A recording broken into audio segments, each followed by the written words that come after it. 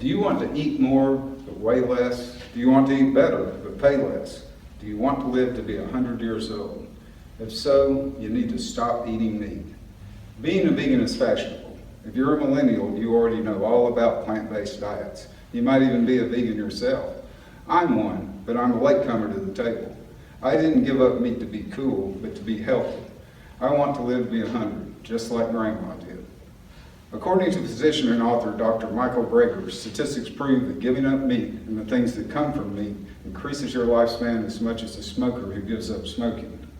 A plant-based diet is good for your health, good for your budget, and is even good for the planet. So go green, save green, eat green food and red food that doesn't bleed and yellow food that doesn't melt. You'll add years to your life and life to your years. A National Geographic expedition led by Dan Buttner wanted to discover the secrets of longevity. Buttner wrote a work, Blue Zones, Lessons from the World's Longest Lived. He found 5 regions where people consistently live to be 100, the Blue Zones. He wants policymakers to improve people's lives by reproducing the conditions he found in these zones. There were 9 common factors, one of which he described as plant slant. Beans, fava, black, soy, lentils, whatever, are the main food in these zones. Meat is eaten only a few times a month, if at all.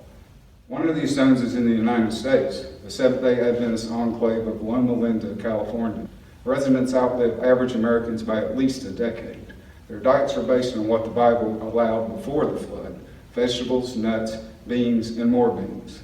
Exercise is unavoidable in the other blue zones because people are forced to exercise. There's lots of hills, but it's a voluntary choice for residents of Loma Linda. Most people in the world are vegetarian because they can't afford meat.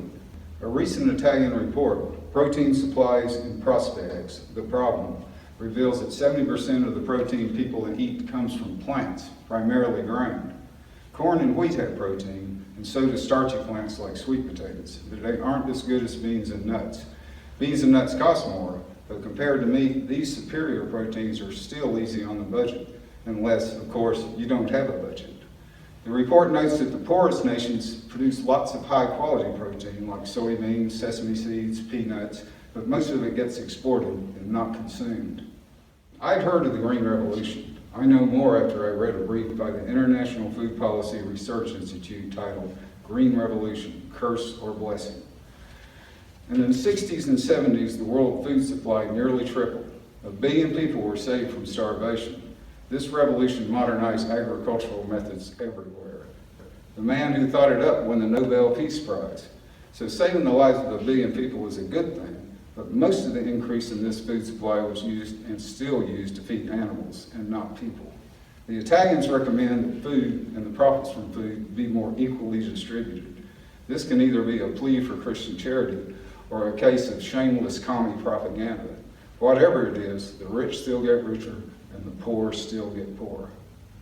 Human nature is hard to change, but improving the environment by eating plants instead of animals is easy. The fallout from the Green Revolution has been anything but green. A website called Echo and Beyond features this article. How bad is the environmental effect of livestock production? Eating cows is a status symbol because they cost so much to raise. They need lots of space that could be better used to grow people food. And more pasture means fewer trees. They need lots of water, which is scarce in a lot of places. And their poop pollutes streams and rivers. They also pass gas. 15% of greenhouse emissions come from livestock. Meat eaters also pass gas. But if we all ate beans instead of meat, the 15% would shrink to almost nothing. So a plant-based diet is good for your health, good for your finances, and good for the planet. Even more importantly, it's good for other people as well. In the 1960s, Pastor Harold Cleveland persuaded hundreds of Atlanta natives to join his anti-smoking, anti-drinking, anti-meat-eating church that worships on Saturday instead of Sunday. A plant-based diet wasn't cool back in the 60s. I know a lot of the people who joined this church. Today, they're octogenarians, nonagenarians, and some have made it past the century mark. If you are willing to give up meat and cheese and butter and milk or anything else that keeps you from being all that you can be, you may not live to be twice as long, but you'll accomplish twice as much. A plant-based diet is central to living the abundant life.